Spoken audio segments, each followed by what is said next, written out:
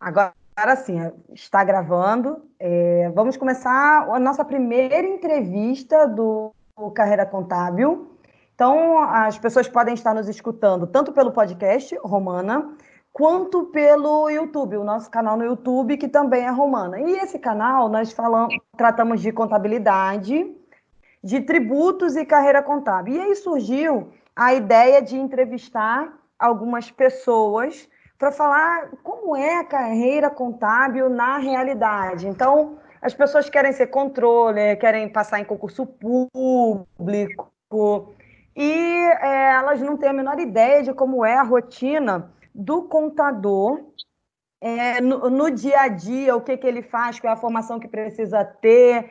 Então, a ideia é, depois aí de quase uma hora conversando off, né? Finalmente conseguimos começar a gravar. Vamos fazer a nossa primeira entrevista com Gessilda Esteves, servidora pública, professora universitária. E aí é uma grande honra para mim, e eu fiz questão de que fosse a primeira entrevistada do canal, para falar da questão da carreira contábil no setor público. Então, Gessilda, seja muito bem-vinda ao nosso canal, ao nosso podcast. E eu queria que você falasse primeiro sobre quem é você, a sua formação acadêmica. Olá, Tatiane, muito obrigada pelo convite. Eu fico muito feliz de estar inaugurando, né, essa série de entrevistas que você está fazendo dentro do Carreira Contábil, dentro lá do podcast, do YouTube Romano. Meu nome é Gessilda Esteves. A minha formação é uma formação bastante eclética dentro do ramo de finanças. A minha graduação é em Ciências Econômicas, né? Eu fiz Ciências Econômicas pela UERJ, fiz Ciências Contábeis pela UFRJ. Tenho várias especializações na área pública, de administração pública, auditoria pública, coisas semelhantes a estas. Depois, fiz o primeiro mestrado em Administração Pública na Fundação Getúlio Vargas e o segundo em Ciências Contábeis, também na UFRJ. Então, é uma formação em finanças, que vai ter um pouco de economia, um pouco de contabilidade, um pouco de administração, mas sempre com ênfase no setor público.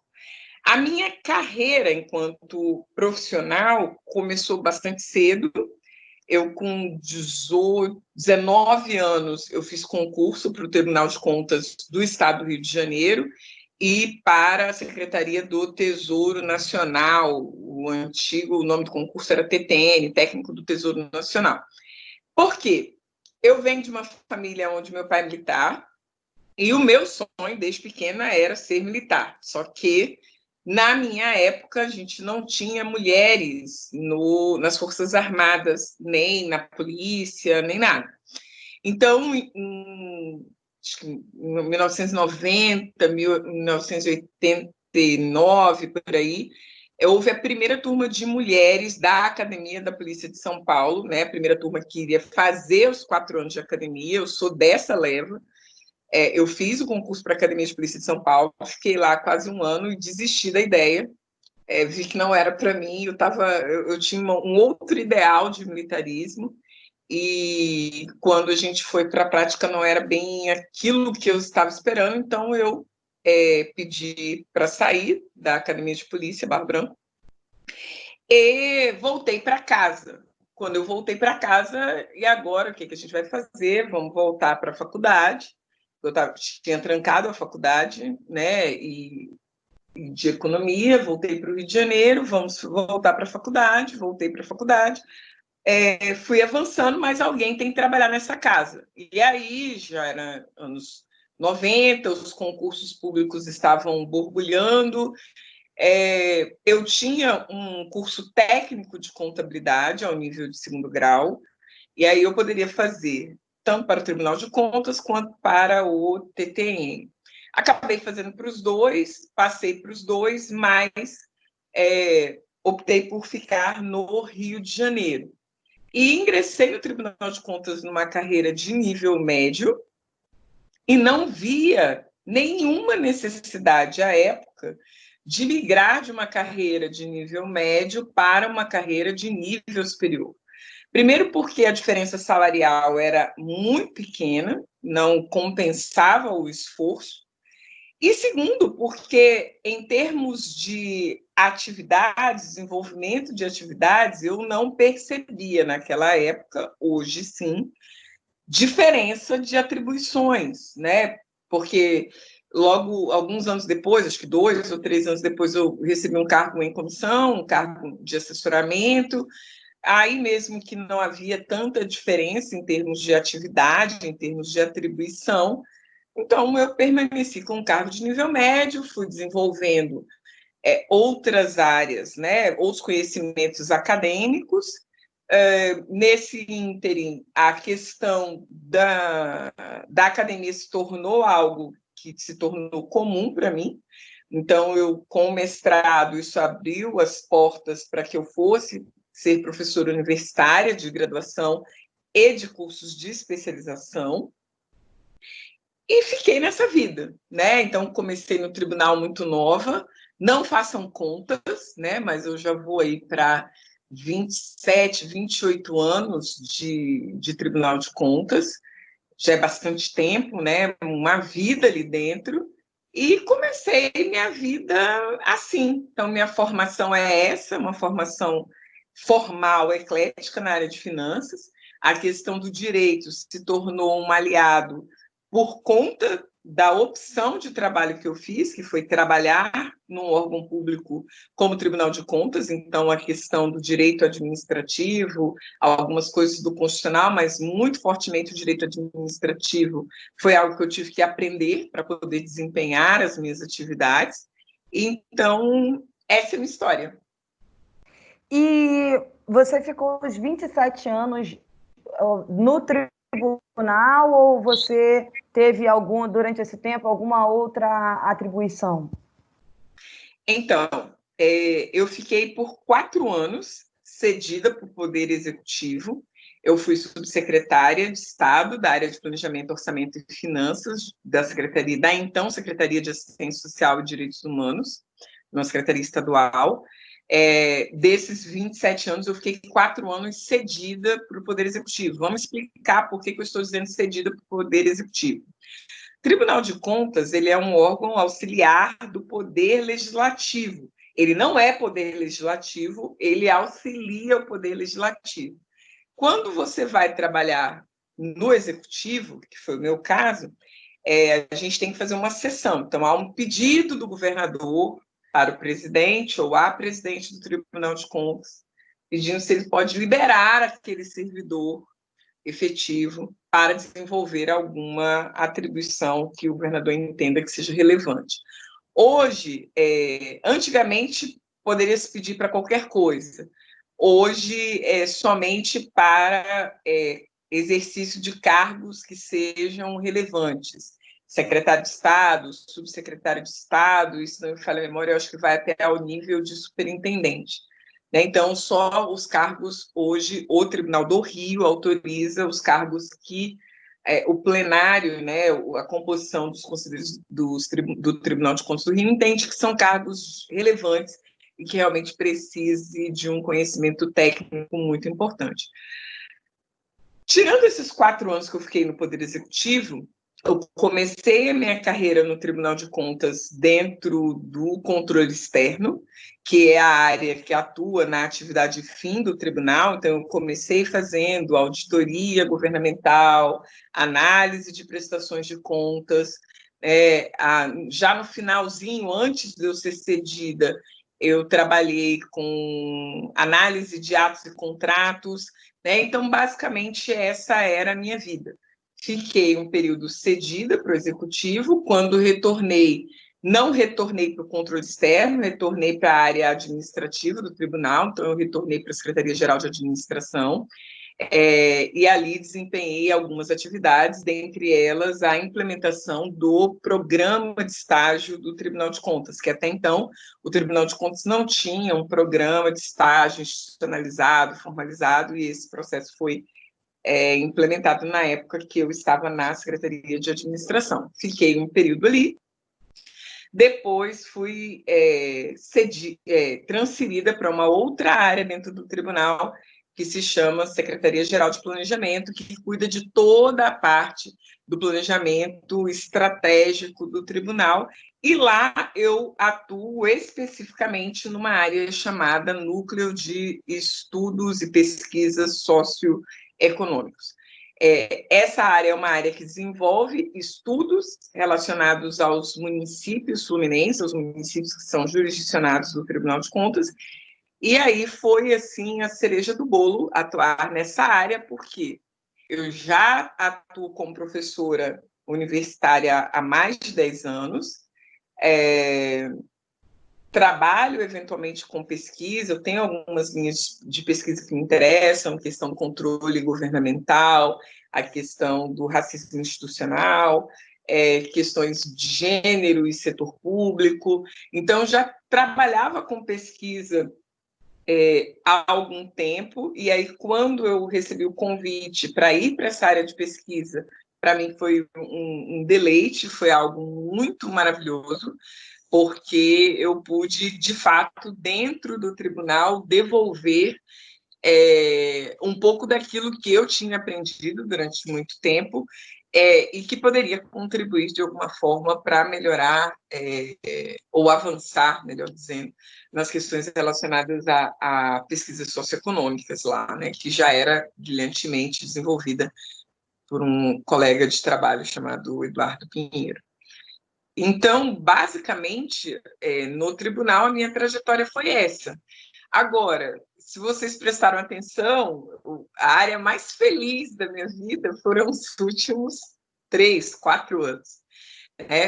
Por quê? Eu estava numa área que eu gostava, numa área que eu tinha expertise, numa área que é uma área que me dá muito prazer de trabalhar e desenvolver o trabalho de pesquisa, que é uma coisa que eu adoro fazer. Eu adoro escrever, eu adoro fazer pesquisa, eu adoro participar de congresso, eu adoro ouvir outras pessoas desenvolvendo temas que são do meu interesse.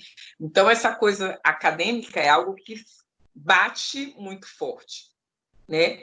Mas eu, por exemplo, nunca trabalhei na Escola de Contas do Tribunal de Contas efetivamente, já esporadicamente trabalho como professora lá, né? Desenvolvo algumas atividades de ensino de cursos de curta duração na área de contabilidade e orçamento público, mas não sou lotada, né, exclusivamente na Escola de Contas do Tribunal.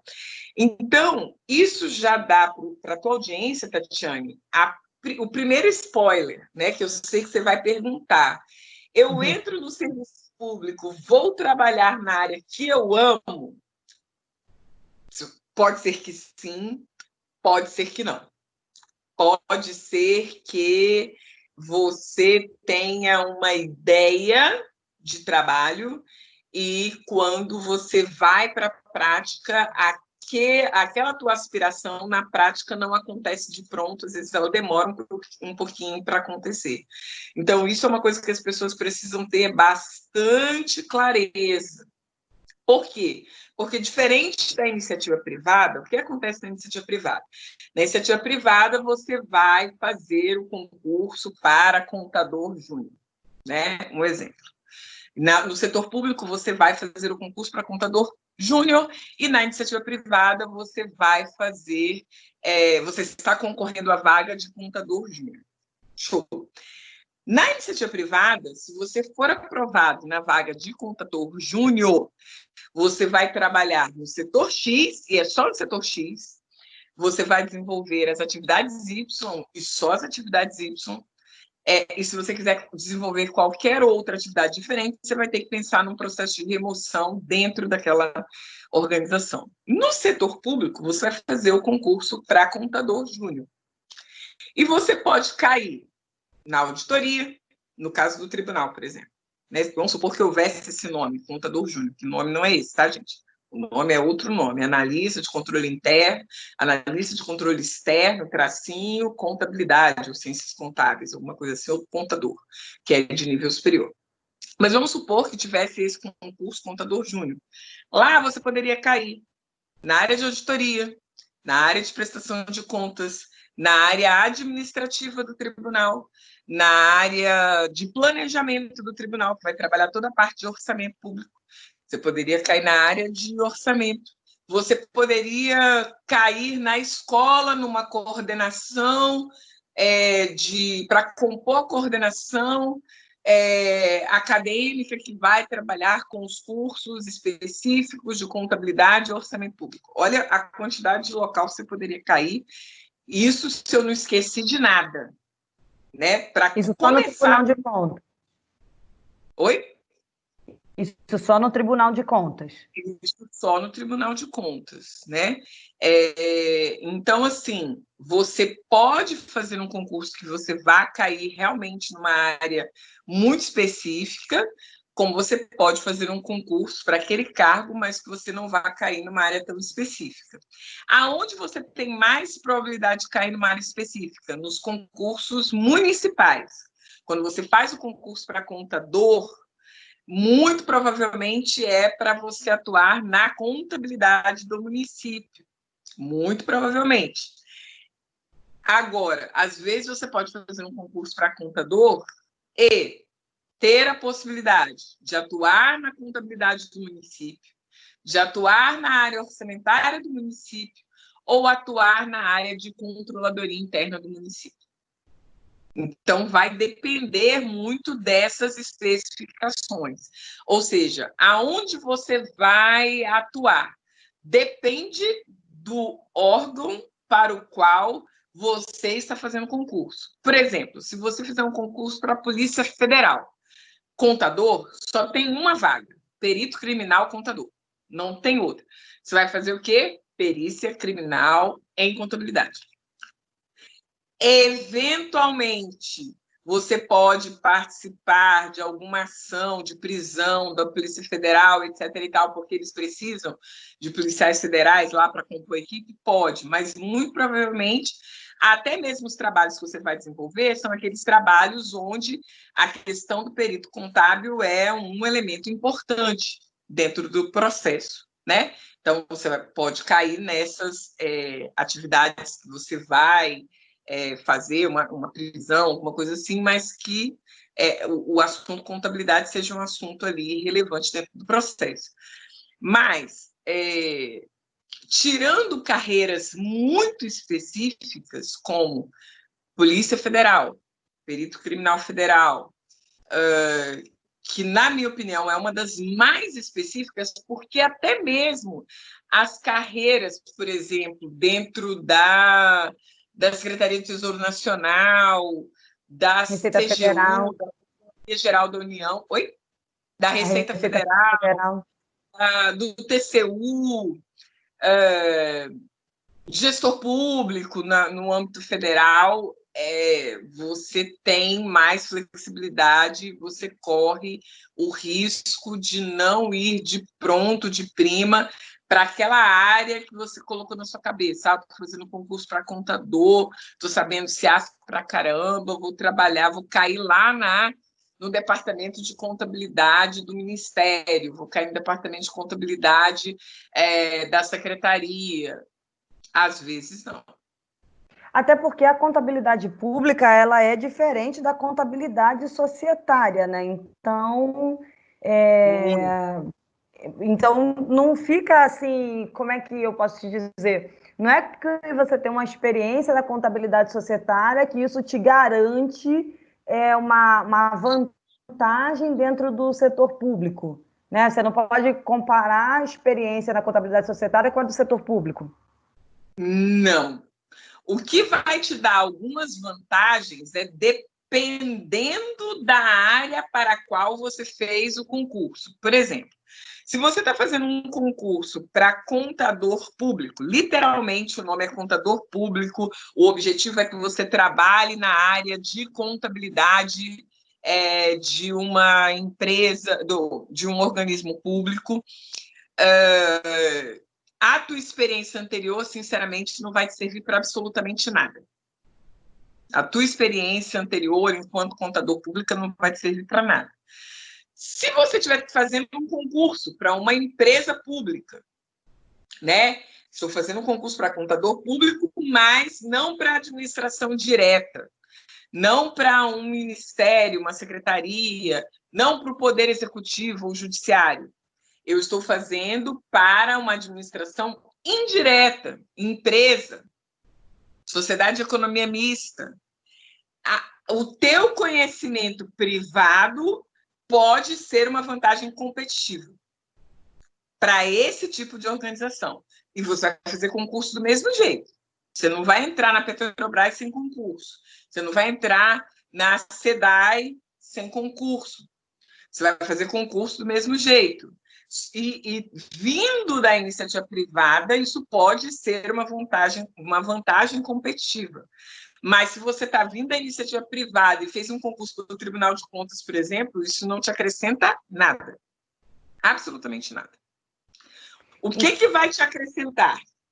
Se você veio da iniciativa privada, no caso do tribunal, por exemplo, você veio da iniciativa privada da área de controladoria ou de auditoria, aí isso te coloca em alguma vantagem competitiva se você cair na área do controle externo.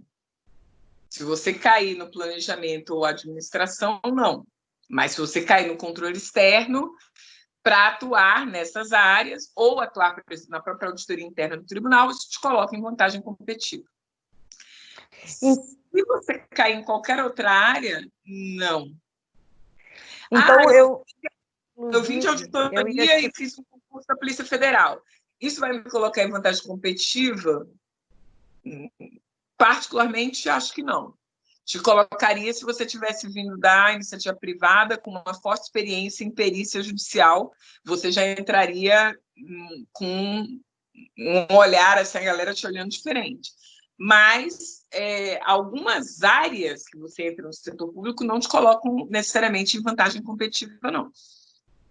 É isso que eu ia te perguntar, porque eu ia te perguntar quais são as vantagens, quais são as opções de carreira contábil dentro do setor público, e aí você já está separando para a gente que empresas públicas, talvez, dependendo da experiência que eu tenha no mercado, pode me dar alguma vantagem, né, ingressando aí na carreira pública, mas se eu estou indo para ministérios, TCU, TCE, legislativo, judiciário, a experiência que eu tenho no mercado, ela não vai me acrescentar em nada. Então, quem tem ideia de fazer concurso tem que parar para pensar nisso. Não é te acrescentar em nada. Depende da área que você está vindo. Tudo bem. Depende da área que eu venho para onde eu vou. Exato. Por exemplo, você é da área tributária, da área de auditoria tributária, por exemplo. Seria você fazendo um concurso para o tribunal, não basta, por exemplo, você cair no controle externo. O melhor aproveitamento que você teria seria cair no controle externo na Subsecretaria de Receita. Por quê? Que atua na área de receita tributária municipal e estadual. Mas isso é muito específico, não? Por isso que eu estou falando. Não é que não vai te aproveitar em nada. Eu era de auditoria independente. Fiz um concurso para o Tribunal de Contas ou para a Controladoria Geral do Estado. Eu venho de auditoria independente. Isso me coloca em vantagem competitiva? Claro. Óbvio. Você vai para uma área que vai trabalhar com auditoria e controle, é óbvio que isso é uma vantagem. Agora, eu vim da auditoria, eu vim do setor privado, trabalhava em escritório de contabilidade, 10 anos trabalhando em escritório, conheço contas a pagar, contas a receber, de frente para trás, de trás para frente. Isso me gera alguma vantagem competitiva quando eu entro no setor público? Não. Entendeu a diferença? Tudo depende de onde você vem e para onde você está indo. Que área você está indo? Que concurso você está fazendo? Que concurso você está fazendo? Para que órgão você está fazendo? E quais são as opções dentro daquele órgão? Isso então, pode dar alguma entrada. Pode me dar alguma vantagem de entrada, mas não dá para que eu escolher qual área eu vou atuar. Ou achar que só porque eu tenho uma determinada experiência nessa área, que isso vai me garantir uma vaga em determinado setor que eu tenha interesse. Porque qual é a ideia, a pergunta que eu faço, porque nem sempre você vai, geralmente não, você vai escolher em que área você vai trabalhar. Então, isso precisa ficar muito claro para quem quer fazer concurso. Dá para escolher a área em que você vai atuar, falar, olha só, está aqui o meu currículo e eu quero me candidatar aqui dentro para essa área. Eu tenho algum poder de mínimo de escolha? Eu posso manifestar meu interesse? Vai depender do órgão. É o que eu te falei. Se naquele órgão a política de gestão de pessoas é pautado em banco de talentos, você vai ter a opção de se candidatar para as áreas que tenham vaga. O que seria um banco de talentos? Banco de talentos é assim, eu estou aqui na área de receita. Será que tem alguém aí do concurso que vem? Eu preciso de alguém que tenha essas competências, que conheça bem tributo, que não sei o quê, nananã, e temos 2 vagas. E aí você se candidata, você fez o concurso, foi aprovada, e aí aonde você vai trabalhar agora? Você vai fazer tipo uma seleção interna, você vai se candidatar para aquela vaga, né? Isso pode acontecer? Pode. É usual? Não. Você tem pouquíssimos órgãos públicos no executivo, no legislativo e no judiciário, os clássicos, que vão te dar essa opção. Onde você, depois que faz o concurso, você pode escolher. Por exemplo, o meu irmão, ele fez concurso para a Petrobras. E aí, como que a Petrobras trabalha? Ele fez o concurso, fez o curso de formação. Quando eles estão terminando o curso de formação, a Petrobras abre o link de vagas das opções para o concurso que ele fez. Então, ele fez o concurso para administrador. Para administrador, tem vagas X, Y, Z, nas áreas X, Y, Z. E aí ele se candidata para aquelas áreas e o gestor vai entrevistá-lo e aí vai saber se ele vai ficar lá ou não. No caso dele, o que aconteceu? Abriu um link de vagas que ele se candidatou e uma área específica não abriu vagas formalmente. Ela informou que ela precisava, que ela iria olhar dentro dos aprovados se no currículo que foi entregue alguém tinha as competências X, Y, Z. Ela listou as competências que ela queria. Ela só informou isso, que tinha, acho que 1 ou 2 vagas, e ela falou quais seriam as competências que ela estava procurando. Então, lá dentro das competências, ela encontrou 3 pessoas que ela entendeu que tinham as competências que ela queria e chamou para entrevista. No final delas, só meu irmão ficou, porque no caso específico do meu irmão, a questão do inglês era um elemento importante. Então, como o inglês dele é avançado, ele acabou indo para a área, além de ter as competências técnicas que eles queriam, que na área de projeto. No setor público, você vai ter coisas semelhantes a essas, por exemplo, num Tribunal de Contas, numa Controladoria Geral da União ou do Estado. No TCU, por exemplo, é muito provável que você tenha algo parecido com isso, porque o TCU já está mais avançado em gestão de pessoas, né? Então, isso que eu ia falar, se esse aproveitamento da gestão de pessoas não seria mais eficiente se eu olhasse a formação, a experiência? Eles estão mais avançados em gestão de pessoas. Então, lá, muito provavelmente, se você tem domínio de línguas estrangeiras, você vai cair numa área, por exemplo, você pode cair numa área de normas, que faz tradução de normas, você tem um bom domínio de língua estrangeira, você tem o perfil, você tem as competências, você pode cair numa outra área. Então, lá, você tem esse olhar de gestão de pessoas. Mas isso não é a realidade do setor público brasileiro. A realidade do setor público brasileiro você faz o concurso, quase que é uma divisão equânime. 3 para lá, 3 para cá, 3 para lá, e depois que você começa os trabalhos, é que você vai conseguindo a possibilidade de mudar de setor, né? Você tem alguns órgãos que a gestão de pessoas está mais avançada, mas a maioria ainda é bastante lenta. Então, você corre o risco de fazer um concurso e você vem de uma área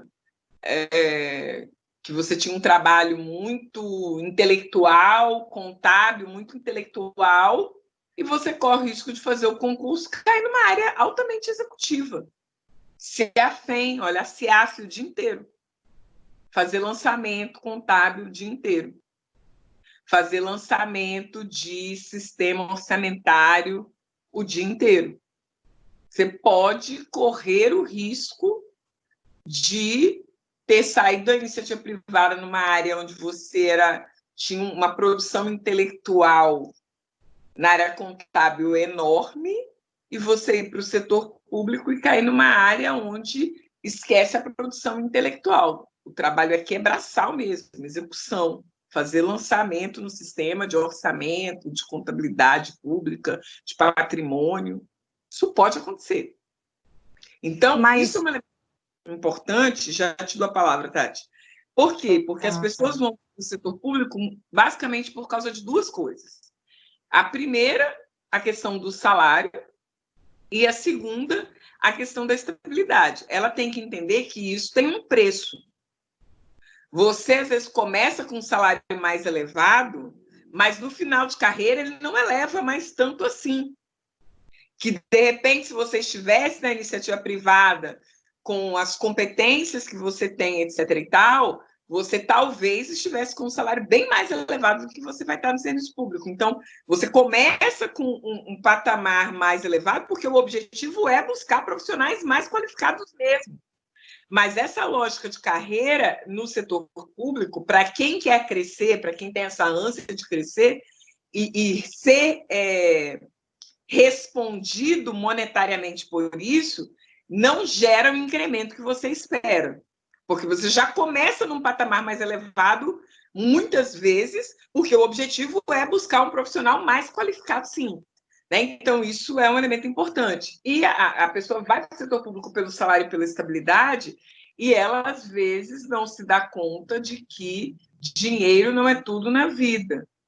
Né? Então, você está ganhando, às vezes, bem para o que você ganhava no mercado, mas se você continuasse com a ascensão meteórica que você estava no mercado, daqui a 10 anos você já estaria ganhando bem mais do que você está ganhando no setor público.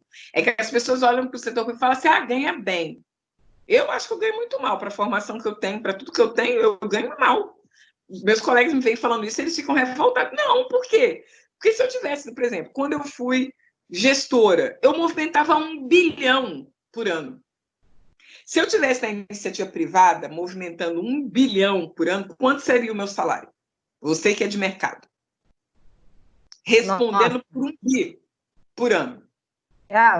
O risco é muito alto, então a remuneração tem que ser compatível com o risco que você está assumindo. Eu ganharia menos de 50 mil por mês, movimentando 1 bi por ano.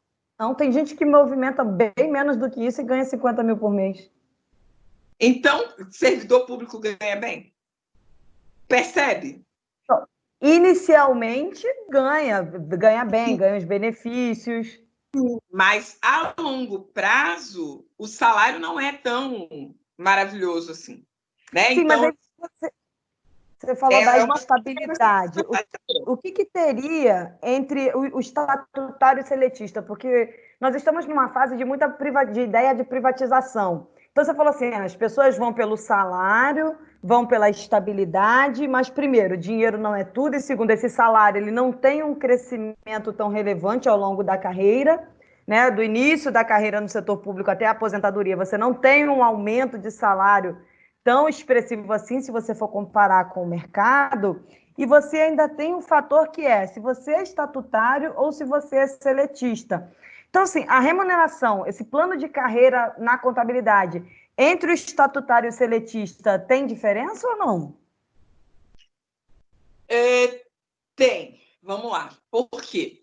O estatutário, ele vai trabalhar basicamente com administração direta e indireta e não vai trabalhar com empresa pública, sociedade de economia mista. Mas Né? Então, o que é um estatutário? Por que ele é estatutário? Porque ele tem a estabilidade garantida. Por isso que ele é estatutário. Ele não está regido pelos critérios CLT. Ele é regido pelo Estatuto do Servidor Público, a Lei 8.112. Então, como ele é regido por um estatuto, ele tem estabilidade, os processos demissionais, eles ocorrem, podem ocorrer, etc. e tal, mas eles são pautados em outros critérios. E aí, porque ele é um estatutário, a compensação por não ter, por exemplo, o FGTS, essa é a justificativa de um salário inicial mais elevado. Ele não tem FGTS. O estatutário não tem. Então, se ele não tem FGTS, a compensação é um salário inicial mais elevado. Né? E aí, o que vai diferenciar um estatutário de um seletista?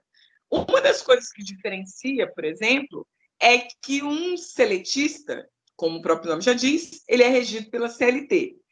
A diferença de um seletista público e um seletista privado, que o seletista público fez concurso para aquilo, o privado não. Ele entrou lá na empresa sem fazer um concurso para aquilo. Segunda coisa, ele pode ser demitido? Pode ser demitido.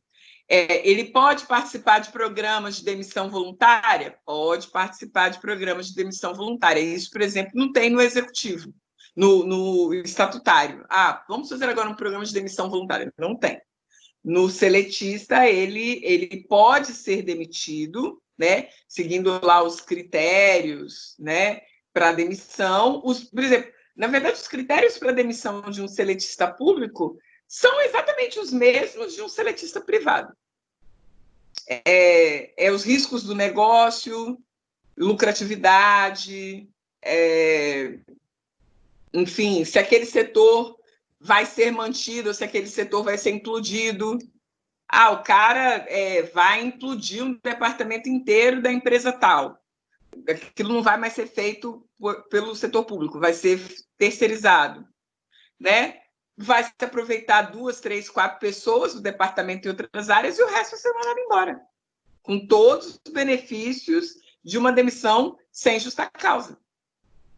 Então, assim... Mas tem algum bônus ou não, por ser público, um servidor público? Tem algum bônus, alguma compensação? Você pode receber algum bônus, sim.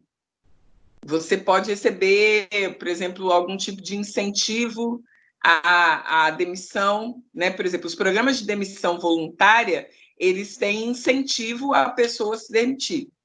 Eles fazem uma conta de quanto vai custar aquela pessoa se ela ficar 30 anos na empresa. Eu quero implodir essa área aqui. Vou demitir a pessoa. Para eu não demitir a pessoa só com o FGTS, né, para ela não ficar com a mão na frente e atrás, eu falo o seguinte, olha só, se você entrar no programa, e isso é bom que ela entre. Por quê? Porque se ela não entrar no programa, ela pode ser demitida só com aqueles recursos normais de uma demissão sem justa causa. Aí, às vezes, o Estado ele faz algumas ações, olha, eu quero implodir essa área. Se a empresa pública eu não quero mais. Ele vai e faz um programa de demissão voluntária onde ele oferta um valor. Só que se você pensar, o valor na hora, às vezes, é bem atrativo. Vamos supor, o cara te dá 400 mil para você ser demitido, um exemplo. Aí você vai, 400 mil, eu ganho 10 mil, muito dinheiro. Só que o Estado já fez a conta. É mais barato eu implodir essa área, dar 400 mil para o cara ir para casa, do que eu continuar com essa área deficitária. Mesma lógica de empresa privada. Na empresa privada, dependendo do contrato que você tenha, você não tem um bônus. Pelo menos meu amigo que era de uma empresa internacional de grandíssimo porte, quando ele foi demitido, ele ganhou bônus. Ele tinha um bônus por ano de empresa. Ele tinha 10 anos de empresa, ele ganhou um tremendo bônus, além de todos os direitos trabalhistas que ele tinha. Então, para algumas áreas, alguns cargos, etc., a pessoa, quando é demitida, ela não tem bônus? Tem bônus, mesma coisa. No seletista, você também pode ter bônus ao ser demitido tranquilamente. O estatutário não tem bônus. Se ele for demitido, ele sai com a mão na frente e outra atrás. Recebe nada. Nem Mas que ele aí é tinha mais direito. difícil ser demitido. É mais Porque se ele difícil ser. for demitido é porque ele está em algum caso de improbidade. Isso, Não, não, isso. não é porque o setor é deficitário, é porque ele mesmo, não o setor, Ele é que é, causou alguma questão para a empresa. exatamente. Isso aí. Entendi. E a gente falou em algum momento sobre a questão do inglês, o domínio de outro idioma, e ter inglês, espanhol, um domínio de um outro idioma faz diferença na carreira pública ou não? Faz diferença nos órgãos de elite. O pessoal vai me bater que eu estou chamando órgão de elite. O Mas em que seriam alguns esses órgãos, órgãos de elite? Vamos dar nome aos bois. Dá alguns exemplos para a gente ter vai uma fazer ideia. muita diferença. Por exemplo, para a Polícia Federal vai fazer diferença. Para tribunais de contas, TCU faz muitíssima diferença. TCU faz muita. Tribunais estaduais, depende. Depende de como aquele tribunal estadual está estruturado. Né? Mas alguns tribunais estaduais, eu não vou falar quais para depois ninguém me bater, tem uma estrutura interessante, tem um relacionamento com organismos internacionais, então isso vai fazer diferença. Mas, por exemplo, o uso do governo federal, CGU, TCU, Polícia Federal, Receita Federal, esses vão fazer muitíssima diferença. Porque esses órgãos eles têm muito relacionamento com organismos internacionais. Então, você ter um idioma fluente pode ajudar. Por exemplo, eu lembro que uma vez, quando o pessoal da OCDE esteve no Brasil, teve lá no Tribunal do Rio, logo quando eles chegaram, quer dizer, nas ligações telefônicas, eles bateram em mim. E eu virei ponto focal, porque tinha lá o espanhol e tinha o inglês. Né? E depois passou para outra área. Então, mas foi um acidente, né? Mas esses órgãos federais vai fazer muita diferença. Por exemplo, se você for militar, oficial, especialmente da Marinha e da Aeronáutica, mais da Marinha, inclusive, que tem uma ênfase em educação forte. Você tem idioma, isso pode permitir concorrer aí, depois de alguns anos de casa, a cursos no exterior, a fazer missões, ser adido no exterior. Né? Então, na Marinha, mais por causa de cursos, né? A Marinha é muito forte na área acadêmica. Mas tanto o Exército quanto a Aeronáutica, você pode também ser adido. Tem também a questão dos cursos. A Marinha, eu acho, dos três, a mais forte. Mas os três têm curso. E o idioma, você ser um contador militar oficial, abre portas. Pensa uma coisa. Saber inglês hoje é básico. Saber um segundo idioma é luxo. Se você souber 3 idiomas bem, você é uma pessoa muitíssimo acima da média e isso abre as portas da esperança. Se você está num grande centro urbano, se você está num órgão de elite, os órgãos que são mais badalados, né? Os órgãos de controle, por exemplo, são órgãos badalados.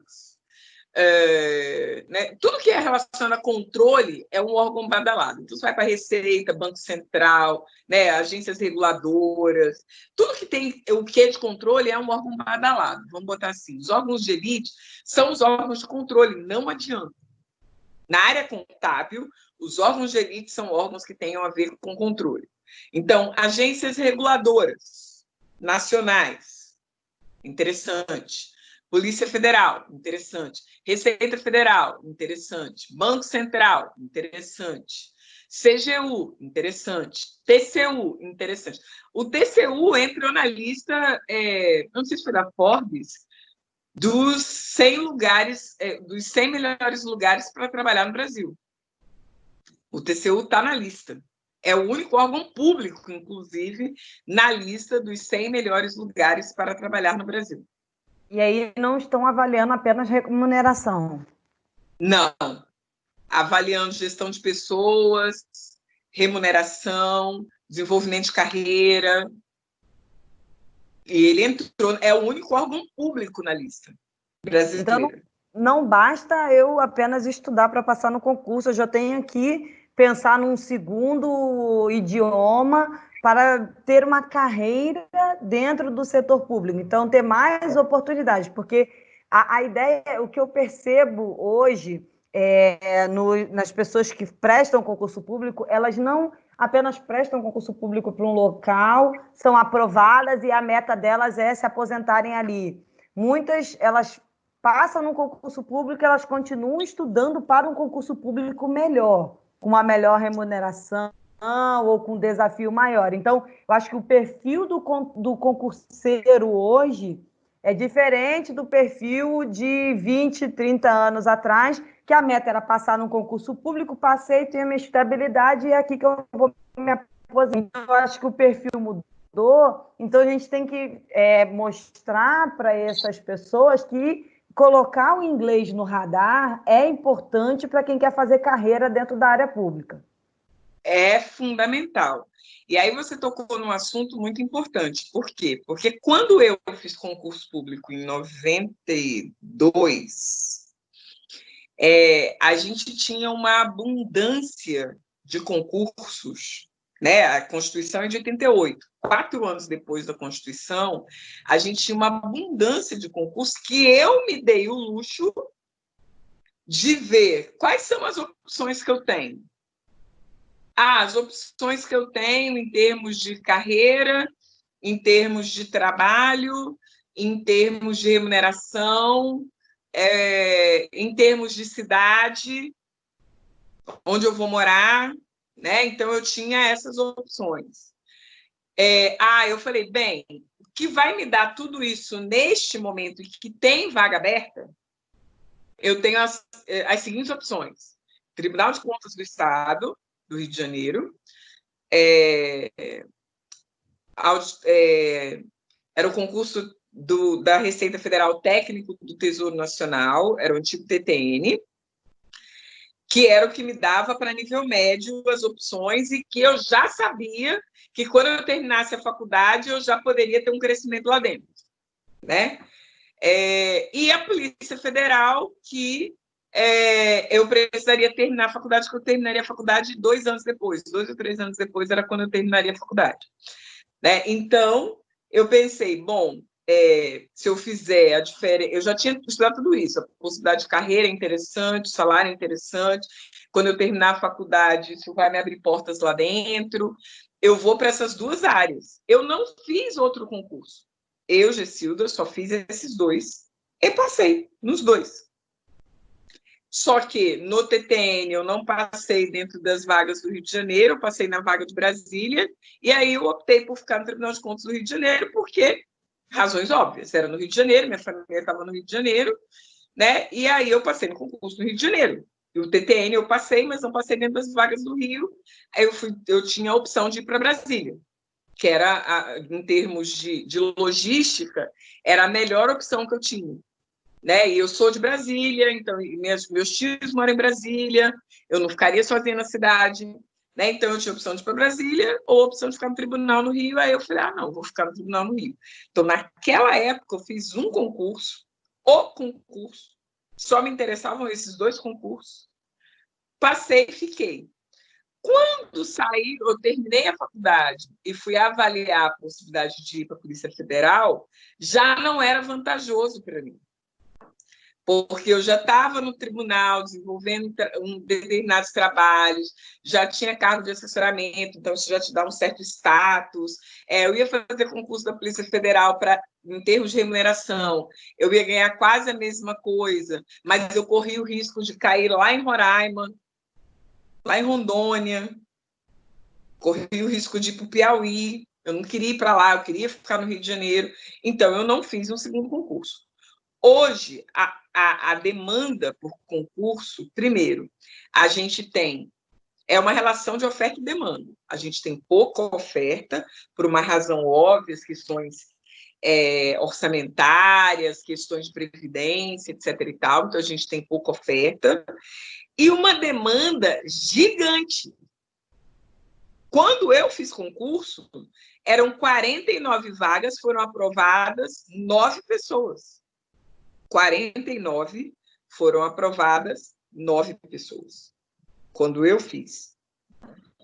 O último concurso do tribunal, que foi 2012, todo dia tinha panelaço na porta do tribunal para a lista de espera. Porque tinha vaga, né, gente se aposentando, e o pessoal fazendo panelaço na porta, dizendo, olha, eu passei no concurso, hoje se aposentaram mais 10, cadê que não chama?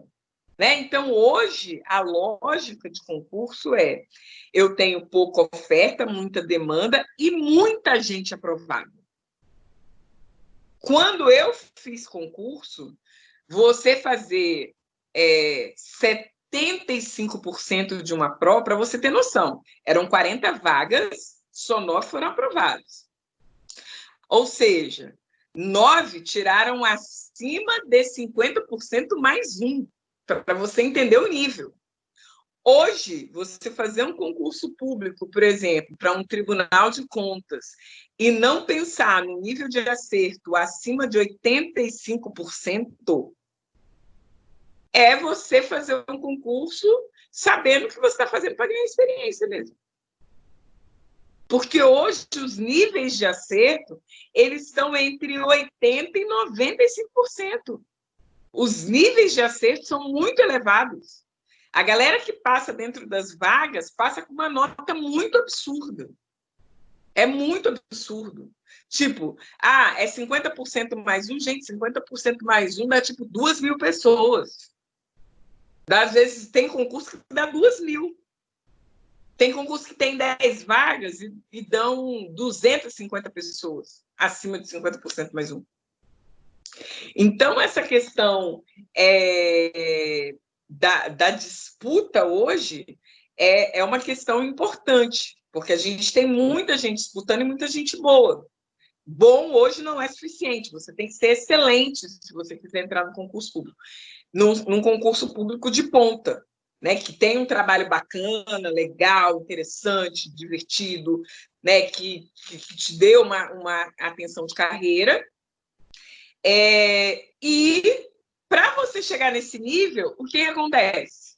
Você faz concurso para contador de município, que paga 3.000, só para você ganhar a musculatura.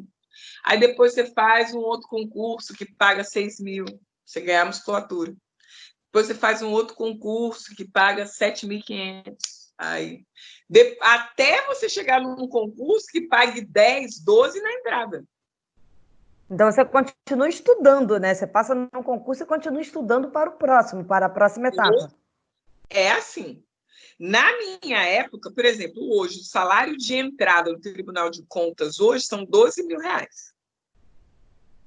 É o salário de entrada. No final, tu não vai receber muito mais do que isso, não. Eu recebi uns 18, sei lá. Mas o salário de entrada é 12.000. Cara, aí você pensa assim, na minha época, eu podia me dar ao luxo de falar, só vou fazer o concurso do Tribunal do Rio. Eu me garanto, eu sei quem eu sou, sei qual é o conhecimento que eu tenho, vou fazer e vou passar nessas geringonças. Hoje, se fosse hoje, Tatiana, eu estava fazendo concurso até para Gari. Porque hoje a disputa é tão intensa para uma vaga que para você chegar nesse nível de concurso, tipo Polícia Federal, que hoje de entrada você entra chegando 15 ou 17 de entrada, os tribunais de contas que vão fazer concurso com 10, 12 mil de entrada, controladoria que vão ter entre 9 e 12 mil de entrada, Receita Federal, que vai ter também em torno de entre 9 e 12 mil de entrada. Para você passar nesses concursos hoje, você tem que ser concurseiro profissional mesmo. Mesmo. Você não vai pensando... Tem que fazer cursinho ou só estudar em casa dá? Depende da sua disposição de estudo.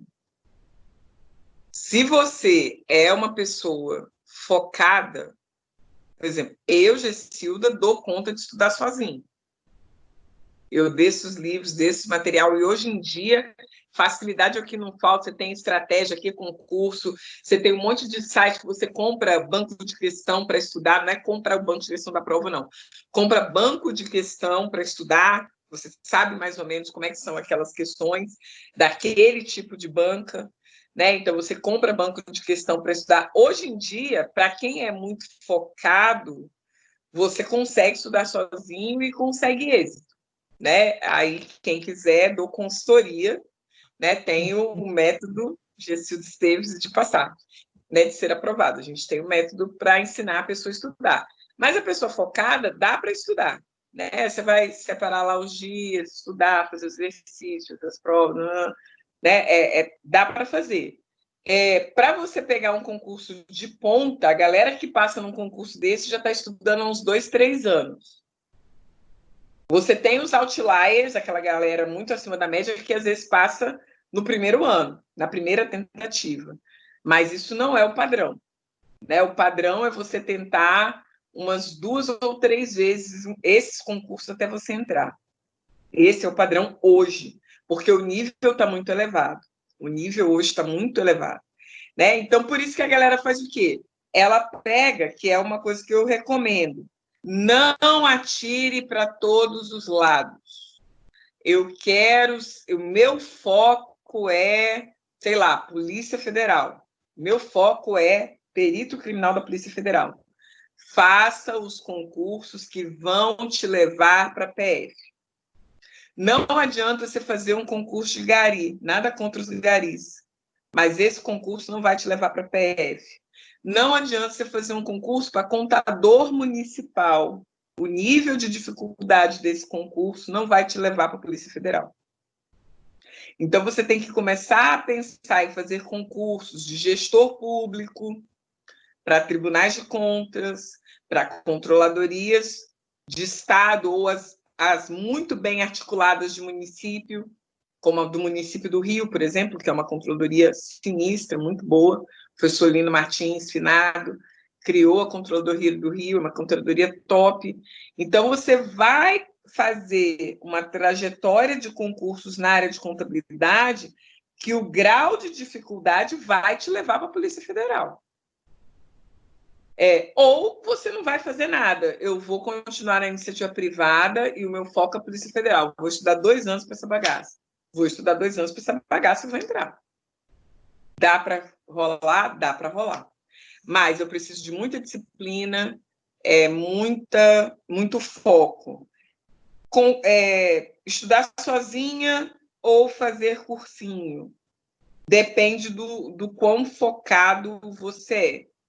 Se você é uma pessoa que é focada, mas precisa de alguém te desafiando, vá fazer cursinho. Mas aí tem diferença entre... Porque hoje você tem muito cursinho online e tem o presencial. Faz diferença ou não? Olha, Tatiane, eu sou uma pessoa, quando a gente for falar... quando a gente for falar das outras coisas que eu faço, eu sou uma pessoa que sou adepta do presencial total. Eu, Gessilda, sou adepta das coisas presenciais. Tem muito cursinho online ruim? Tem. Tem muito cursinho presencial ruim? Tem também. Né? Agora, as pessoas que têm problemas de dispersão, não adianta irem para um cursinho online. Ela vai perder o tempo dela, porque o problema dela é que ela é dispersa.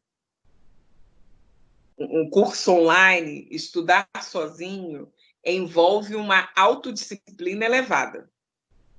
A pessoa precisa ter um processo de autodisciplina elevado.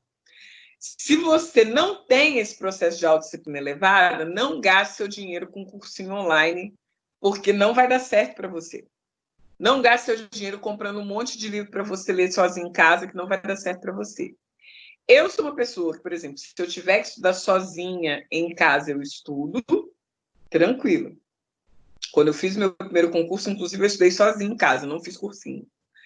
Mas eu sei que eu, Gessilda, sou movida a desafios. Eu sou uma pessoa competitiva. E o presencial estimula isso. Exemplo bobo, eu estou agora fazendo um acompanhamento nutricional e com a personal online. Em 15 dias, eu perdi 4,4 kg. Da última vez que eu fiz esse mesmo acompanhamento com a mesma personal e com a mesma nutricionista, em 15 dias eu já tinha perdido 6,8 kg. Porque eu sou competitiva. Por mais que eu seja uma pessoa disciplinada, focada, etc. e tal, eu, Gessilda, sei que, para mim, o presencial tem um peso grande. Porque eu vejo a outra do lado, estou vendo que ela está mais magra, estou vendo que a coxa está mais grossa, estou vendo que está com menos pança.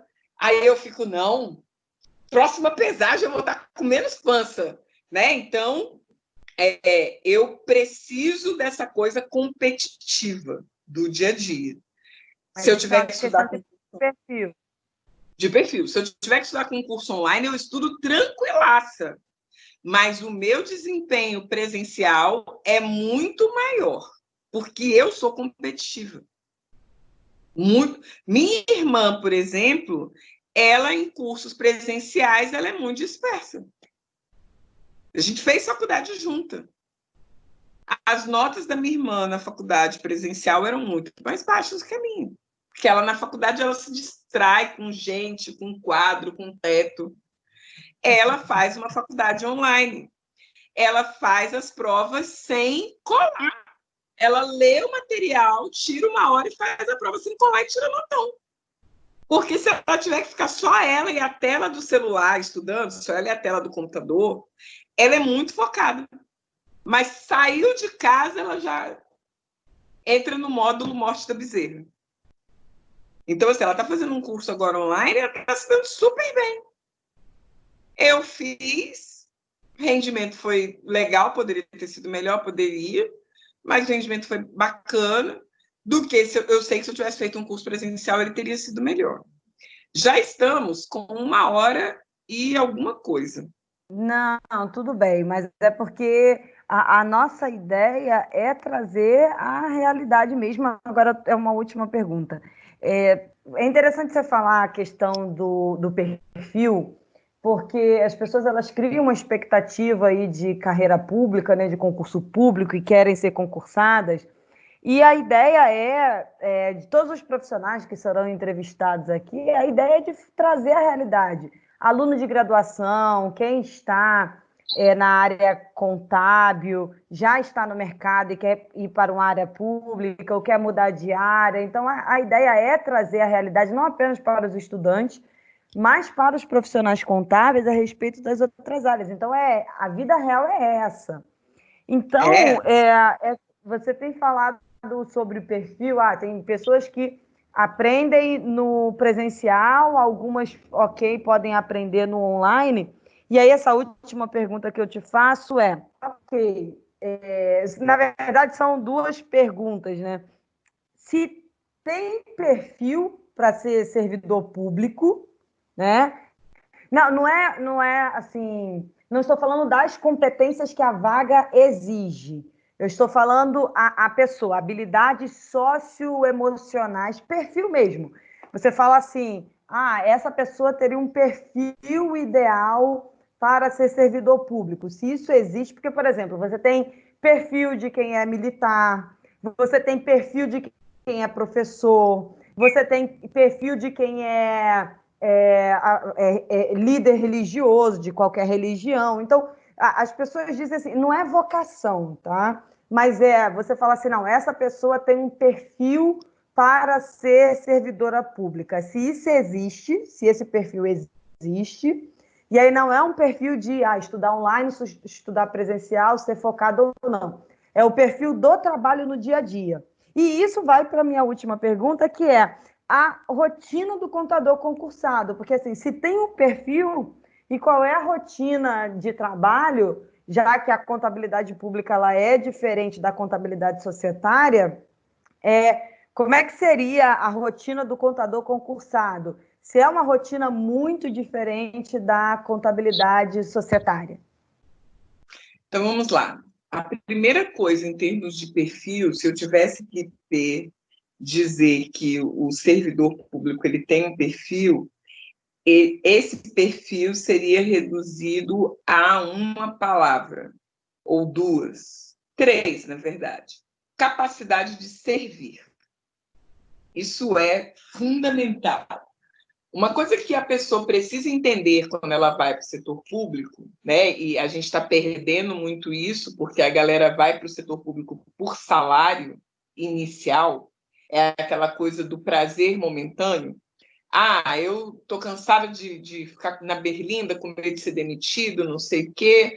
Pô, estou nessa vida aqui, ganho 4 mil, vou para o setor público, vou fazer um concurso, vou ganhar 6, né? E ele vai para o setor público e ele não tem a maior competência que um profissional que atua no setor público deveria ter. Qual é? A capacidade de servir ao outro. Em última instância, o setor público existe para prestar serviços públicos à sociedade.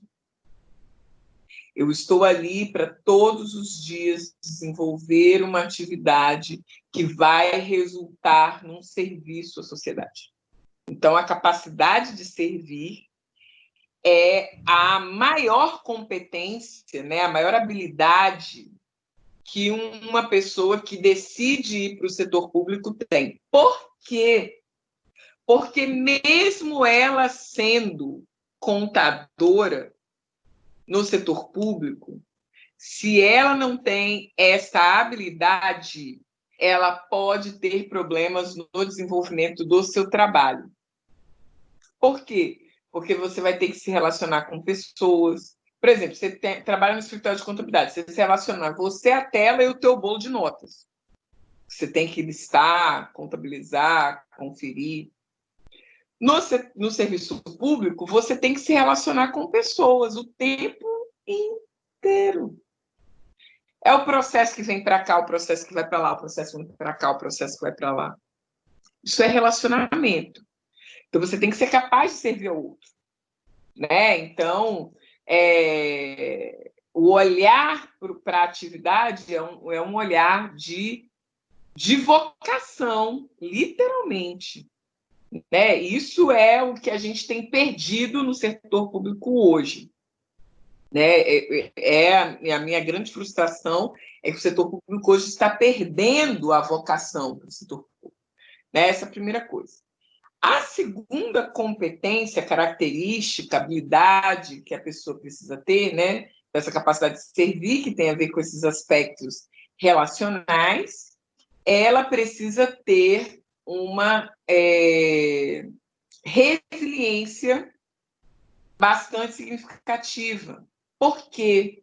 Porque os processos de carreira para contabilidade no setor público, eles não têm uma ascensão meteórica.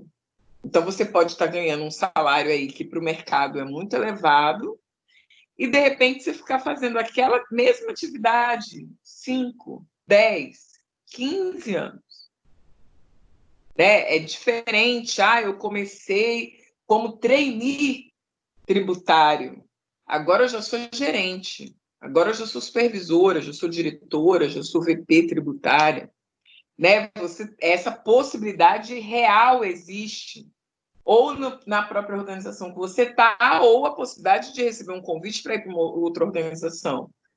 No setor público, essa possibilidade ela já reduz mais, primeiro, né? Para ir para outras organizações, só se você tiver um bom relacionamento. Por isso que a questão do serviço, do relacional, ela é importante, porque você vai ser cedido para outro lugar, vai ser pedido emprestado, vai poder dar fazer a roda girar. Mas se você é uma pessoa, por exemplo, muito fechadinha no seu mundo, cara crachá, você às vezes vai desenvolver o mesmo trabalho 10, 12, 15 anos. A resiliência é um elemento importante, porque senão qual é a motivação que você vai encontrar para ir todos os dias, anos a fio, desenvolver o mesmo trabalho.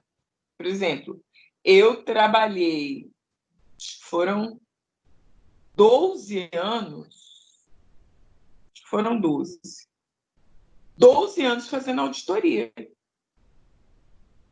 Tinha lá a minha equipe, ia lá no órgão, fazia os pedidos, analisava os processos, fazia relatório. 12 anos fazendo a mesma coisa.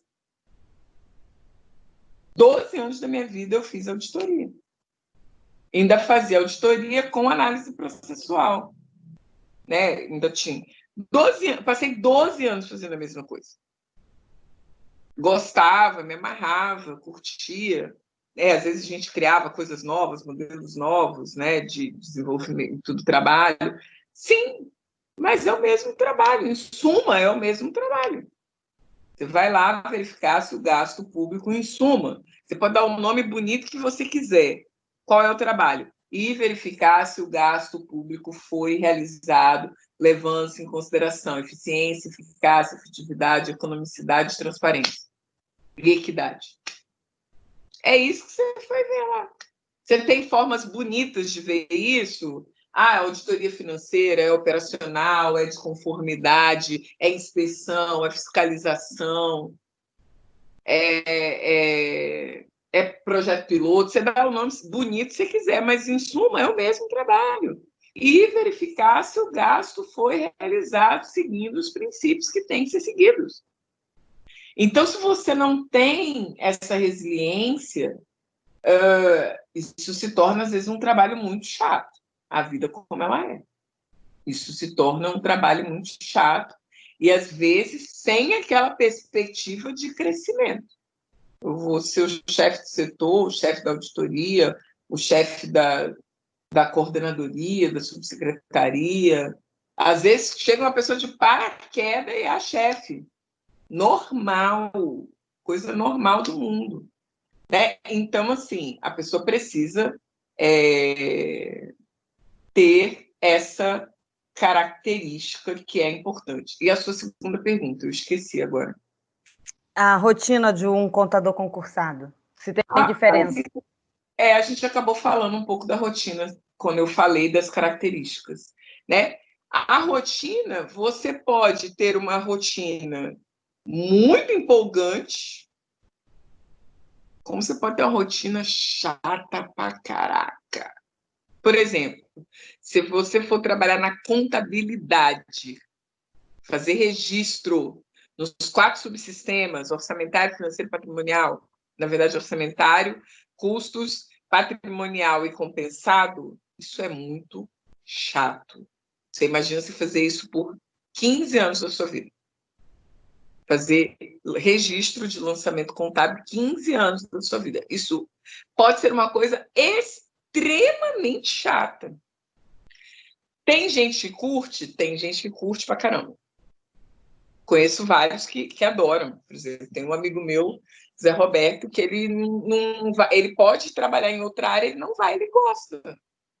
Ele adora, acha maneiríssimo, curte, fica fuçando aquele CAFEM o dia inteiro, perturbado da cabeça. Ele gosta. Eu, por exemplo, se eu tivesse que trabalhar com isso, eu ia ter um infarto no miocárdio. Eu comecei o trabalho fazendo auditoria e eu amava o meu trabalho. Por quê? Todo mês eu estava num lugar diferente, conhecia gente diferente. Por mais que o trabalho fosse o mesmo, mas você tinha relacionamento com pessoas diferentes, você estava em endereços diferentes, você tinha uma experiência diferente para produzir o mesmo trabalho. Então, para mim, era muito bom. Tem gente que acha um saco. Né? Então, tem áreas. Hoje, por exemplo, eu trabalho com pesquisa. Cara, isso é muito legal. Você lê artigo, vê as novidades, vê o que o pessoal está discutindo na área de orçamento público, parará, discute. Pô, muito legal. Tem gente que talvez ache isso um saco, né? Então, vai depender realmente do perfil da pessoa. Por exemplo, eu tenho um perfil de ficar trancada, né, numa sala, fazendo o mesmo trabalho. Isso não é o meu perfil. né? Tanto que quando eu tive a oportunidade de ir para a auditoria externa, eu não pensei duas vezes, porque é o meu perfil, né? E fazia o meu trabalho, tinha entrega, cumpria produtividade, tranquilaça, rindo até de atropelamento. Eu já tinha um colega meu que odiava. Então, vai depender do trabalho, mas tem alguns trabalhos que são mais repetitivos e são mais chatos mesmo. E tem outros que são muito bacanas. Aí vai depender de onde você está, de órgão você trabalha, que função você tem, a tua capacidade de se relacionar com pessoas para buscar sempre coisas novas. Aí vai depender de todas essas coisas, Tati. Muito bem, então temos nossa primeira entrevista de carreira contábil. Acho que deu para dar um choque de realidade aí em quem quer fazer concurso público, quem está estudando para concurso público. E a ideia é essa, é sempre trazer a realidade para os estudantes, para os profissionais. Eu agradeço muito a sua participação. E como é que nós achamos você nas redes sociais? Quais são os seus contatos? Então, você vai me achar no Instagram, no LinkedIn, Gessilda Esteves, Gessilda com G e com C, Gessilda Esteves, você vai me encontrar lá, né? Você pode me achar no e-mail gesteves.socialrj@gmail.com, você também me encontra, né? E eu acho que isso é bem importante. Por quê? Porque eu poderia fazer um podcast aqui com você, onde eu contasse um mundo muito cor-de-rosa e muito maravilhoso, que é que toda a galera que trabalha com concurso, né, que tem YouTube, por exemplo, área de concurso, nossos caras mostram o mundo cor-de-rosa. O mundo não é todo cor-de-rosa. Ele tem etapas que são cor-de-rosa, outras nem tanto. Outras são meio cinzentas mesmo. Mas ainda assim, se você me perguntar, Gessilda, você recomenda um jovem aluno de contabilidade, está se formando, a gastar 2 anos da sua vida se preparando para o concurso público? Recomendo. Fortemente. Tem as suas vantagens, tem as suas possibilidades, e eu acho que vale a pena. Vale a pena a gente ter pessoas sérias, pessoas que queiram fazer o que é certo, pessoas que queiram ter uma vida bem bacana em termos de serviço público. Então, eu super recomendo e faça o concurso. Né? Se você tiver alguma dúvida, me manda lá no direct do Instagram, @Gessilda Esteves, você vai me achar lá. Pode mandar se você tiver dúvida. Se você precisar, eu queria uma consultoria tua, que eu quero me preparar para concurso, lá no direct também você me acha. E é isso. Obrigada pelo convite, professora Tatiane. Espero vê-la outras vezes, em outras oportunidades. Um grande abraço para a tua audiência e para você. Tchau, tchau.